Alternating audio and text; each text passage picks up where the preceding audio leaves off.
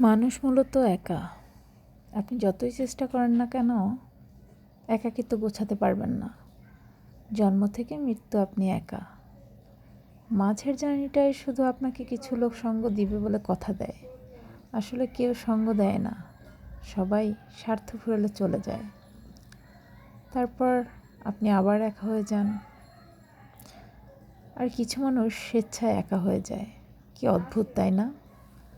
সব কিছু থেকে নিজেকে সরিয়ে এক নিঃসঙ্গ জীবন বেছে নেয়, যেন একা থাকার মতো আনন্দ এই পৃথিবীতে আর কিছুই নেই। আর কিছু মানুষ অযত্নে, অবহেলায় একা হয়ে যায়। তারপর নিঃসঙ্গতায় চঞ্চল স্বভাব থেকে কেমন শান্তশিষ্ট এবং স্তব্ধ হয়ে যায়। কেউ থাকে না, কেউ সঙ্গ দেয় না, ঠিক যেমন জন্ম থেকে মৃত্যু এক নিঃসঙ্গ মুসাফিরের মতো। এটা বুঝতে আমাদের পুরো জীবনটা কেটে যায়।